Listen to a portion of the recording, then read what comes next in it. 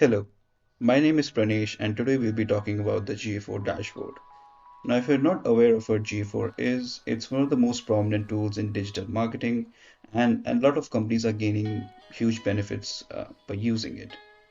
There are a lot of videos on this channel that focus on a lot of other aspects of GA4 and I highly recommend you to watch those as well. But today we'll be just talking about the entirety of GA4 dashboard, which is another important part of the GA4. I hope you enjoyed this video and let's get into it. The GA4 dashboard is a big place to dive into. This is because it has several charts and tables within the dashboard. Most of these charts and tables come preloaded in the GA4 dashboard itself, and they do cater to a lot of your reporting needs. But often there is a possibility that your specific use case is not present within these charts and tables. For that very reason, there's an Explore section within the dashboard where you can create your own custom reports with your own dimensions, metrics, and your audiences that cater to your needs. Along with that, the dashboard highly focuses on the users, which means that there are a lot of charts and tables that do revolve around the user journey or attribution around the users that have entered your website or e-commerce data or engagement data for the users that are there on the website. So there are a lot of reports and audiences that you can create right off the bat for the users and specifically for a separate section of users that you want to target into. GA4 collects a lot of data and it's important to know how it's being handled in the dashboard. The GA4 dashboard runs on a data-driven attribution model, which means that it collects data not just for your property, but all the properties on the platform. It processes that data and it improves its attribution day by day, which is pretty cool. The GA4 dashboard is pretty advanced in terms of reporting data, but it's also pretty efficient if you want to handle a lot of your GCP product integrations with your GA4 property. There is a specific section built for it, and once we do dive into that section, we'll see how easy it is to manage these integrations as well as to execute them. Okay then, now we are a bit familiar with the GA4 dashboard, but it would be more fun if we dive into the dashboard and explore it a bit more. Let's dive into a GA4 dashboard. So this is the homepage of the GA4 dashboard, and as you can see at the homepage, we have a lot of cards. Now these cards contain a lot of information which is crunched down so that you can have a quick overview of majority of the metrics that you want to see on a regular basis. Again, these cards are very interactive, so you can navigate across them and even change certain metrics that you do want to. Along with that, a lot of cards contain the date ranges, so you can customize the date range or you can select the the provided date ranges as you already have here. Again, a lot of these cards also contain a link to an expanded view. So let's say if you want to see more about these metrics in this card or some other cards, as you can see, all of the cards contain various links to various reports. You can click on these links and it would directly take you to those expanded reports or to a much larger table where you get more information as well as a larger number of rows compared to what they have in the cards here. Again, these are sort of standard when you're loading your GA4 property, and for every GA4 property a lot of these cards come preloaded. So the initial, let's say even the first two cards, these are always there when you have your GA4 property or you start your GA4 property. And some suggested for you cards, as you can see, that they provide, Google itself provides you certain cards based on the information that it's getting or the data that it's tracking. So there are a lot of cards across across this section, and let's say if you're not aware of what certain titles or certain definitions across these cards mean, you can hover over the underlined phrases and it would give you a pop-up that explains what that phrase means. So this is something that's interesting across majority of the dashboard, as certain times people get confused with dimensions and metrics and they provide you this underlined or dotted underlined phrases which you can hover over and get information about, let's say, user activity over time, and you get some information on what user activity over time here means. So this is very interesting. And one of the things that you will get across all the dashboard reports or all the dashboard pages is this insights, again, feature. And the insights feature basically provides you certain questions, certain basic questions that you can ask. You know, your you can ask GA4, which it has preloaded answers to. So let's say how many new users this year, if this is my question. So it would basically fetch the data from January, April 29, 2024, and would give me the metric for new users, which is 160K here. So this is something interesting that has been added to the GA4 dashboard.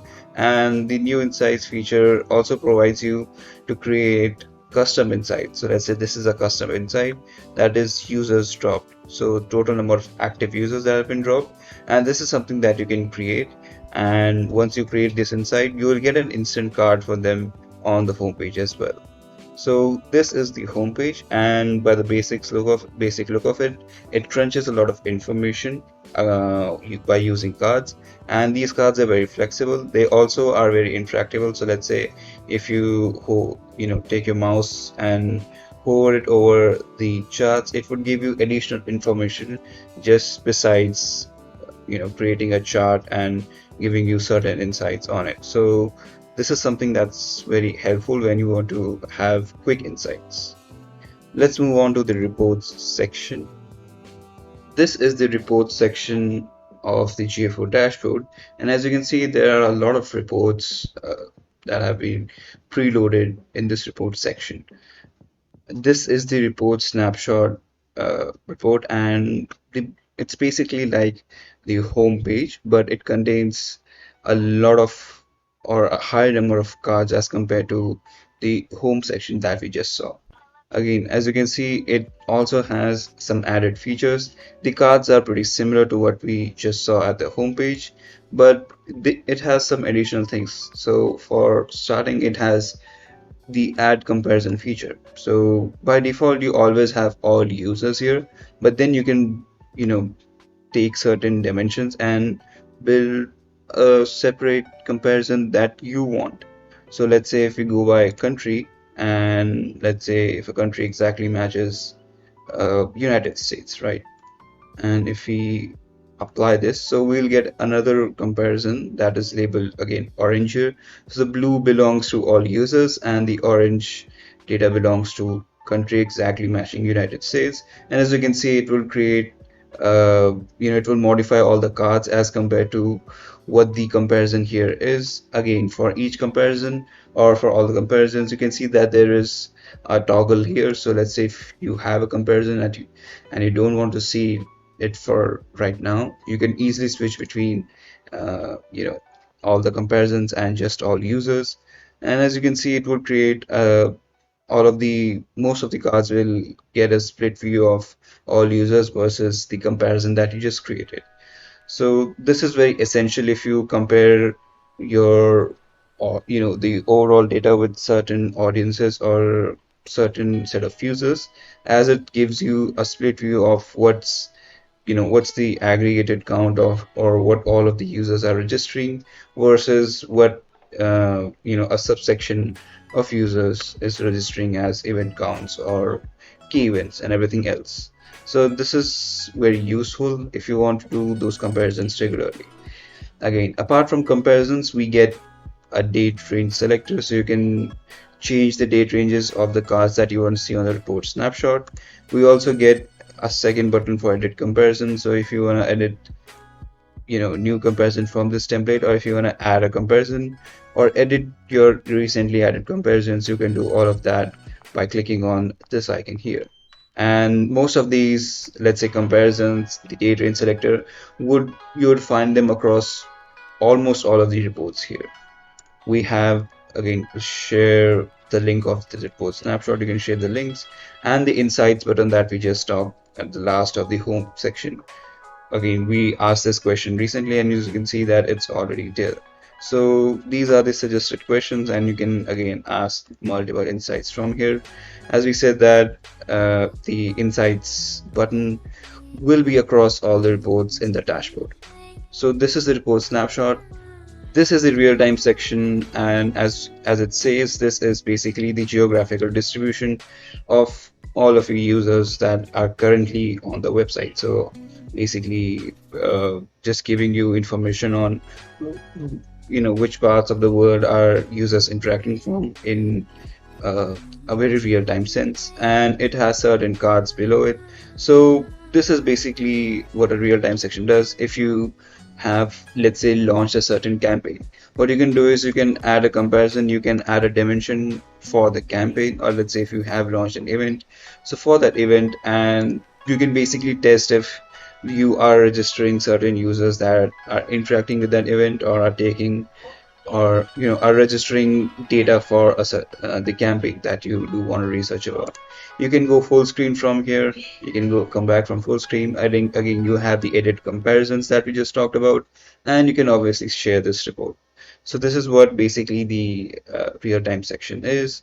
And let's move on to the life cycle. This is also something that's pretty standard for most of the reports. And let's go to the acquisition overview report in the life cycle. So this is the acquisition overview report, and overview is something that you'll notice across most of these categories, right? So let's say if we go to engagement and monetization as well, you can see that there are overview sections in all of these report categories. And this basically means that it's again a collection of a lot of cards that has crunched information, but in this case it's regarding acquisition. So all the cards are regarding acquisition, and the data that you do want to see if you want to study acquisition for your GA4 property.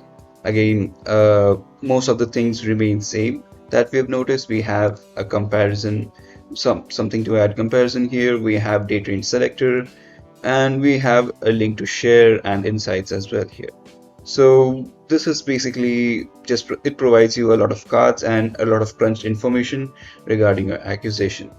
Let's see some expanded views of acquisition. So let's go to user acquisition. So this is the user acquisition report, and as you can see, it basically provides you data across different dimensions for the users. Now the report has almost all the things that we have noticed across past reports, that we can add comparison, we can change the date range here, we can share this report, and we can generate insights directly from here. But something different that you'll notice in this report is add filter, and let's say this works for this specific report. Now if you want to add filter and if you just want to include desktop data, let's see if we go to again device category, and we just want data that is for desktop, right? So you can create this filter, and it would just apply for everything across this report. So it would change your the state range chart here. It would change the horizontal bar graph for distribution of new users across default channel groups, and it will also change everything in the table. So all the metrics that you notice here have changed, and you can easily remove the filter from here. So this filter basically gives you, without creating any comparison, it gives you a direct access to, modify data if you want to exclude or include something. So this is very neat, and it comes in handy when you're dealing with, a lot of data, and if you want to exclude certain data, or you do have testing data on your GA4 property and you have a unique identifier to remove all that testing data. So this is where add filter is very useful. But this is the layout of the report. You get a timeline distribution, you get a horizontal bar graph, and you get an expanded table that contains a lot of metrics apart from just the users, and you get so that you can study user acquisition a bit more. Again, you can change this here, and let's say if you do change it here, you can see that the distribution has changed here. You can see that now it's across the first user medium. The horizontal bar graph has changed here as well, and the table has of course changed here as well. So This drop down controls the the entire report here, and this is something that you'll see across non-overview reports, that this would be the layout. We'll have a timeline chart for the date range that you have selected here.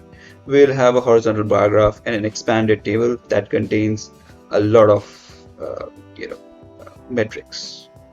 If you go to traffic acquisition, you'll get a similar layout here. You'll get ad comparison, date range selector, ad filter, certain similar links, and a similar distribution where you'll get a timeline graph for the dimensional metric that is straight over here. You'll get a horizontal bar graph distribution, and then you'll get an expanded table which again contains a almost similar events and metrics that we just saw earlier, and which, as we just said, this is controlled by this drop down here. If we change the drop down, the dimension in the drop down, all of the reports, all of the charts automatically change.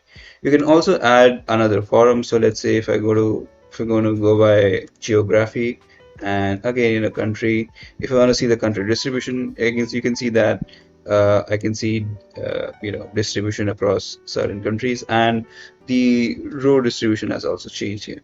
So that is very interesting if you want to add another dimension to it and just see how these channels are performing.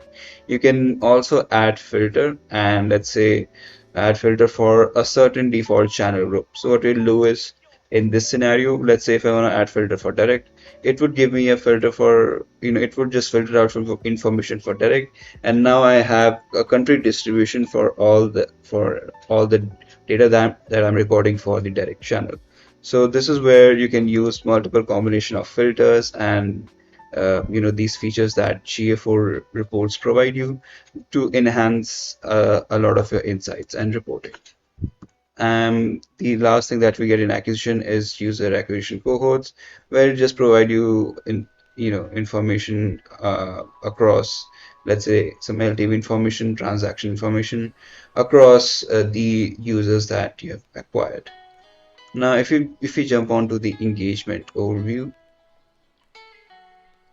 we can see that it's similar to the acquisition overview that we just saw. It has all the similar features like ad comparison, change the date range, and a lot of aggregated cards here.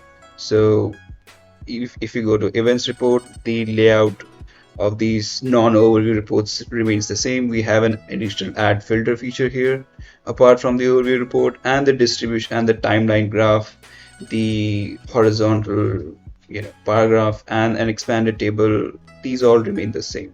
So you can see just the number of metrics. So metrics change here. So in the acquisition we saw a lot of metrics, but for, let's say, events, we see a few metrics here. If you go to page screens, this is a similar, the layout remains exactly the same. It's just that the category, or let's say the dimensions, vary across different reports here, and this is similar for landing page as well. As you can see in the landing page, it's exactly the same uh, you know layout as we have been seeing across different non-overview reports. Now if you go to monetization, this focuses on all the e-commerce metrics here. Again, we are not seeing a lot of e-commerce metrics here, but it does focus on, you can see the overview report contains a lot of cards for our e-commerce metrics here. If you go to e-commerce purchases, we can see that it's a similar distribution where we have a timeline graph. We have here a scattered plot graph, and again an expanded table for metrics, for e-commerce metrics. We can see the purchase journey here, and for the purchase journey, it provides you something different. That is, let me just zoom this out. Yep. So it provides you something that is a closed funnel, and here you can view funnel steps, and these are the funnel steps: session start, view item, add to cart, we can check out, and purchases. So this is something that you get in journey reports, where you get a funnel, and this is the e-commerce purchase funnel. And for different dimensions here, you get distribution for, again, this funnel. So if you want to see user counts across each of these steps, you get a distribution below the e-commerce funnel for those. If you go to the checkout journey, you can see we get, since this is a journey report, you can see we get a funnel here and a similar distribution for a specific dimension across each of these funnel steps. So this is something that can be something different that can be spotted in journey reports. But most of the features remain the same that we have seen in previous reports. We have a comparison here, a button to add comparisons here. We have date range distribution, and we can change the date ranges over here. We have a filter and almost similar links that we have seen across most of the reports. And you get your promotions data here, item promotion name, ID, and creative name over here, and the distribution for basically item level metrics across these promotion names. So this is something that we have seen, the layout that we have seen across most of the reports. And let's move to retention quickly. Again, retention is sort of a singular standout report, so it just contains a lot of cards that show you the retention of your users and different cards that around engagement and lifetime value. If we move on to the second section, let's move on to the user section first, because I want to come to the search console last. So in the user section, we see again an overview report, and in the overview report we can see a lot of cards here. As you have seen across multiple overview reports, this overview report also contains a lot of cards and aggregated value in each card. If we go to the demographic details, we have seen that it's similar to all the non-overview reports, where we have our basic features across here with an ad filter feature here, and the distribution of data remains the same, where we have a timeline graph, a horizontal bar graph, and a huge table that contains multiple metrics across the dimension that you do want to select. If you move on to audiences, we can again filter here, but we get all the audience names here, and we get a lot of metrics across these audience names, where again we get a graph here, a timeline graph here for the distribution of user data by the multiple audiences that we do have. And if we go to the tech reports here, again this is an overview report which is similar to all the overview reports, where we get a lot of cards for the tech dimensions, and a lot of metrics across these tech dimensions. And in tech details, we get a similar report that we have seen across all the non-overview reports, where for, let's say, the user by browser over time, where you can see that we get different browser distribution, a timeline graph distribution for the number of users that we do see across browsers. We get a horizontal bar graph and an expanded table that gives us just more information across different browsers, and gives us sort of an insight across multiple metrics that we do record across these browsers.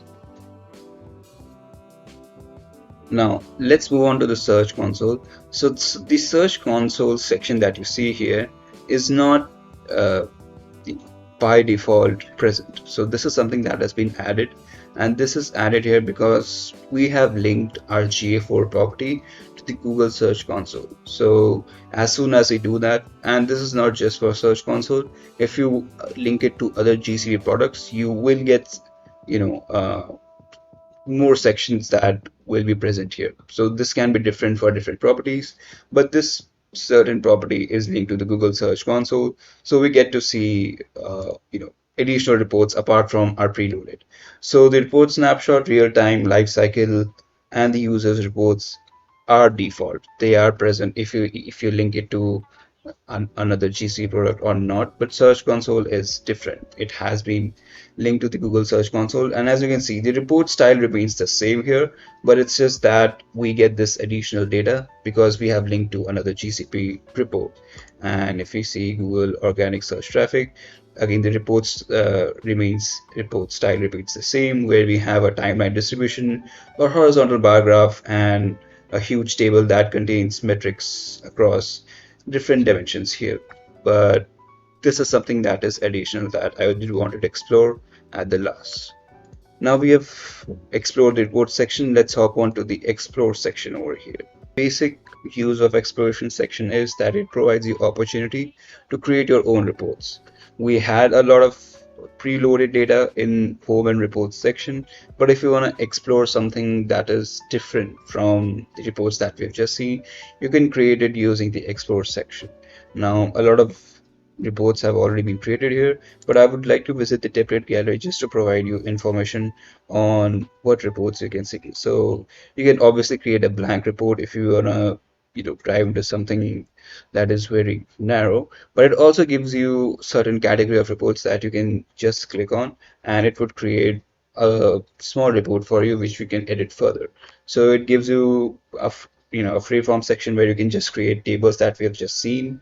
It gives you a funnel exploration section, a path exploration section, segment overlap, cohort exploration, and user lifetime. And for certain use cases, it has different reports. So let's say you can create a direct acquisition report. You can create key events, user behavior, and prediction of top spenders. And if you were to go across industries, it can give you an e-commerce and a gaming report. So this is the template gallery, and it basically provides you option to directly create a report which you can customize at your will. Again, once you do customize those reports here, they remain in your dashboard. They are not shared to anyone else, but you can share it via the options. Let's say if you have this report here, you can just it shows unshare here, but show you a share option, which upon clicking will be shared across all the users that have access to the GA4 property, and that can open the GA4 dashboard. So these are the reports, and this is a list of reports that have been created here. And this is basically the exploration section where you can create custom reports, and you can share those reports with the users that have access to the GA4 property. So this is the advertising section, and as you can see, this data or reports across this section are totally focused on advertising, and the distribution is across just that we have seen. Let's say default channel pro, the distribution is across conversions or most of the metrics that focus on advertising data. Now if we go on to conversion performance, the layout is all exactly the same that we have seen in all the non-overview reports, where we get a timeline distribution, a horizontal bar graph, and a table that contains basically the count numbers across the dimension that we want distribution for. So again, this is just the performance report. If you go to key paths, it gives you something different, and which is basically the paths report, where you can see we have early touch points, mid touch points, and last touch points. And for each of those touch points, we have our distribution for the dimension that we have selected over here, and we have a table that gives us basically the count data or the metric data for each of the metrics that we have over here. Then we have model comparison, and this is something different as well, where we get a table, and for the data that we see over here, we get basically a comparison of last click model or data driven model over here, and this is where you get percentages. So this is something that's different just for model comparison. And if you go to the planning section over here, we'll get okay, different similar distribution that we have seen in all the other non-overview reports. For display video and 360, we have another. Again, we don't have data over here, but let's say we just talked about the search console reports here. If this was linked to display video and 360, we'll get data over here as well. And last, we move on to the Google Ads section, where again, if this is directly linked to certain Google Ads, we'll get the data over here. So if you link your your GA4 property to certain GCP products, you unlock a lot of these reports and a lot of the insights that you can generate from these reports. So this was the advertising section, and let's move on to the last section, that is the admin section. So this is the admin section, and it contains a lot of links to control your property, to see the details of your property and certain sections of it. And along with the admin section, we have something called my preferences over here. So my preferences basically provides you a control over the email communications. And again, if you regularly do want to monitor or want to get a lot of these details, so something such as uh, performance and suggestion updates, feature announcement, feedback and testing, and offers by Google. So if you want this information to be sent to your email directly, and this is the email address over here, we can do that as well from the My Preferences section. But moving back to the admin section, it provides you a link to a lot of these options here. So let's say if you want to see the account details, it basically gives you the account details, where it gives you the account ID, the account name, and certain options over basically the account.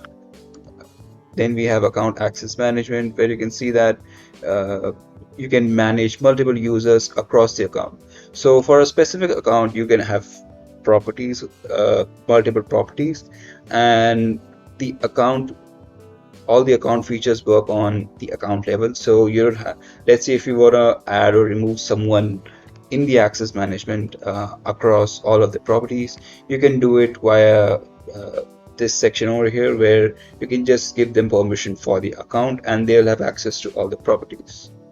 And last, in the accounts, we have all the filters, and again these filters are registered across all the properties in the account. So something known as exclude product, include host name, and rename AdWords campaign is something that the other filters over here, but these are something that you can add across your account as well. So let's say if you wanna you know how to identify your testing data, as we have discussed before, and you absolutely want to exclude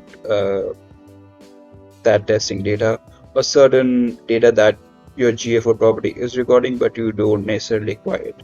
You can create a filter, account level filter over here, and this would get excluded across all your GA4 properties. Now let's go on to the property settings, and in the property settings we have property details, where we have property name, and we have the industry category, the time zone, and the currency for all of our e-commerce metrics or revenue metrics that we have over here. Again, you do have property ID, and a lot of these are necessary when you are doing certain custom implementations. So a lot of this information is important. Since this is a GA4 Merge Shop demo account, we don't have a lot of property options over here, but the account, as you can see, there's account access management. We also have something known as property access management and a couple of more property options over here. So account access management basically deals with users giving access to users across account. But again, in property access management, you can modify the level of access that someone gets for a specific property, as well as you can add or remove certain users that you do want to provide or don't want to provide access to a specific property. So since we only are on a view, we only have view access of this property, we don't get those features over here. But if you are, let's say, the admin uh, of this property, you will get all those features here, all the security features, where you can basically see more details around your property. Let's move on to data collection and modification. And so this is the data stream section, and as you can see, the data stream section, it contains a list of data streams that are within the GA4 property. So if you head on to the web data stream here, it gives you information around the URL that it's working across, the stream ID, and the measurement ID, which is important when you do custom implementations.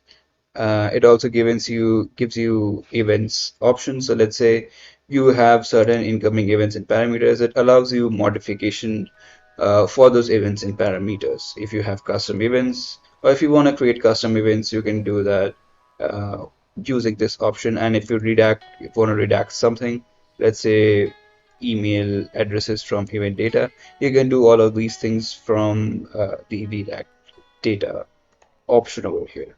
Now it also gives you Google tag option. So if you want to configure your Google tag, you can do all of those things.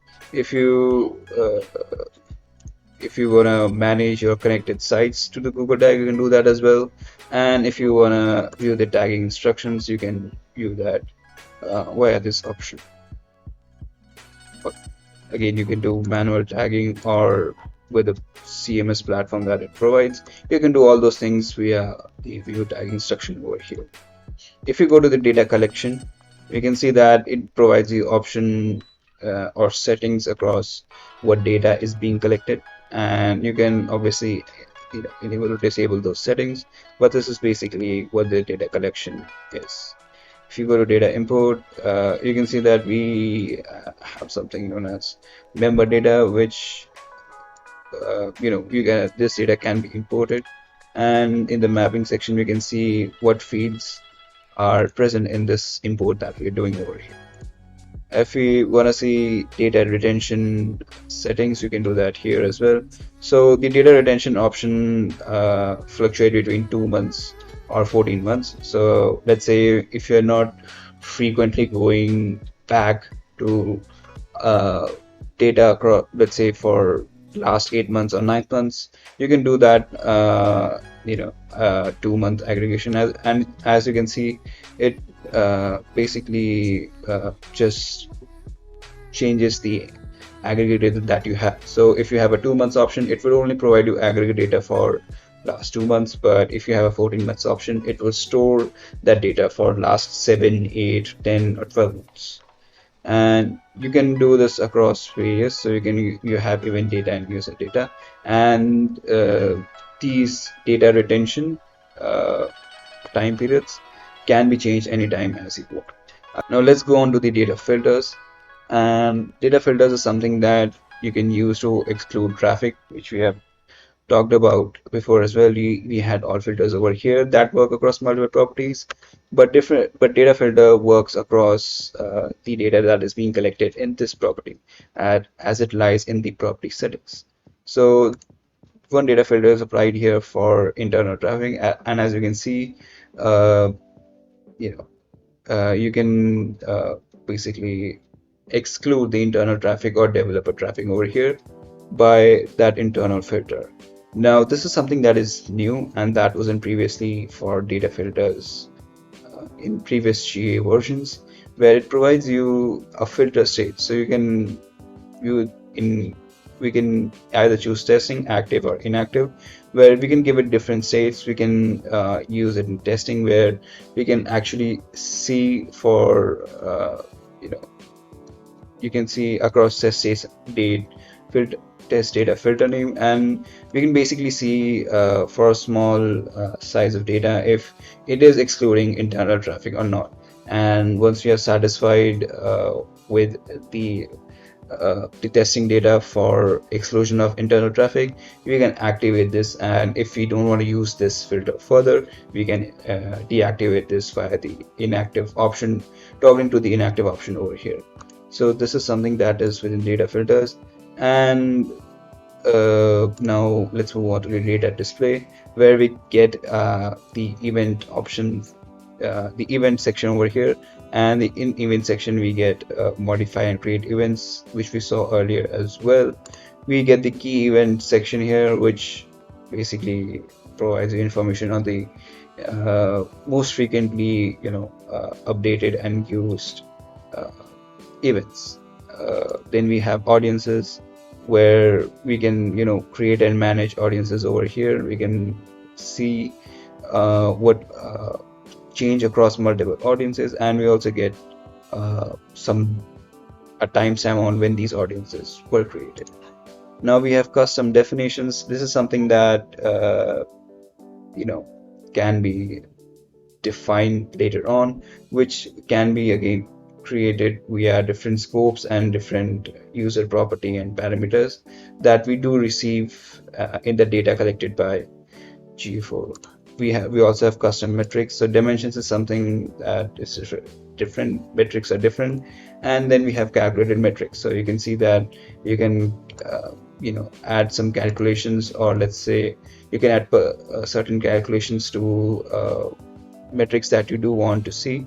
You can add item discount percentage. As you can see, it's basically taking item discount amount over item discount revenue and the percentage of it. So this is something that you can use multiple formulas to create multiple calculated metrics over here. Now if you go to the channel groups, it basically gives us information on different channel groups. The default contains the list of all the default channels, and let's say if you have certain channels, custom channels that are not being included, some channels that you do want to in paid search, or some channels that you do want in paid other or something like that, you can go on to those individual channels and then you can change the channel conditions or modify the channel conditions over here.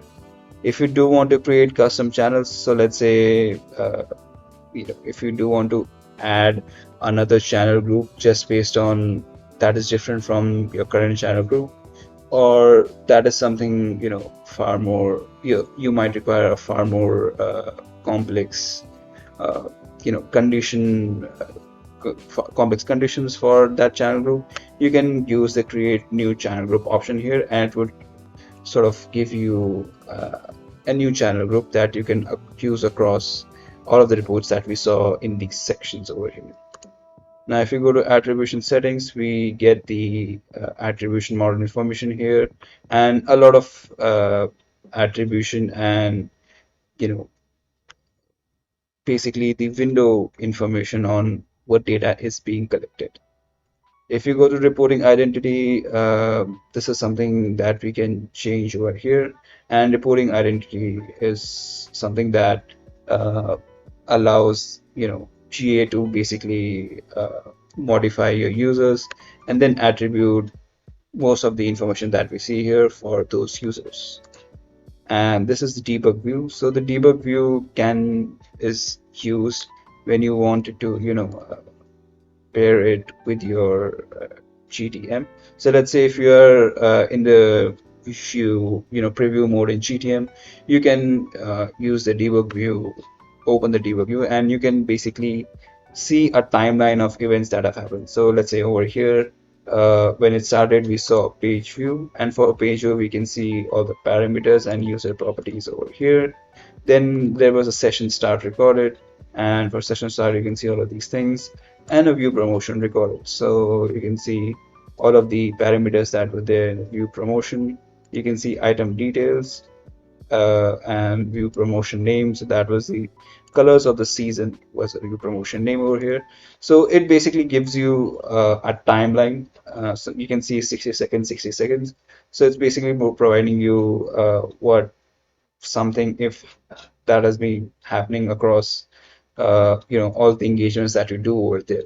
So if you want to record something for a certain engagement, so if you want to record a custom parameter for a certain CTA click, you can see that event popping over here, and if you click on that event, you can see the list of parameters, and you can obviously see if a custom parameter is being properly recorded or not.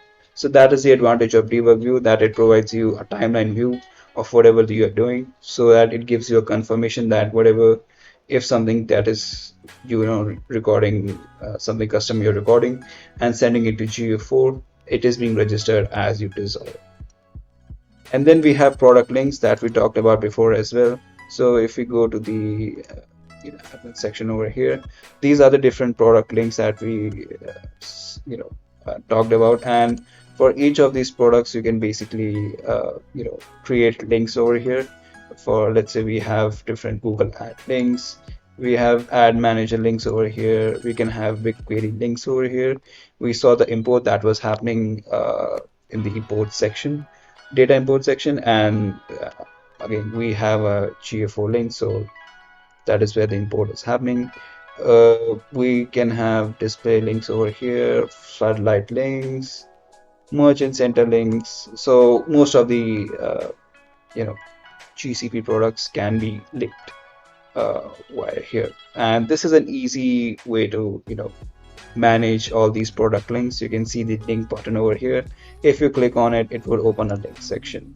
Otherwise, it just gives you basically some information around how the link has been created and what the link is that has been created. So yeah, this is your GA4 dashboard, and I hope this overview was helpful, and I hope that you do explore this section by yourself so you can utilize the most out of it and just have fun with the GA4 dashboard. Thank you.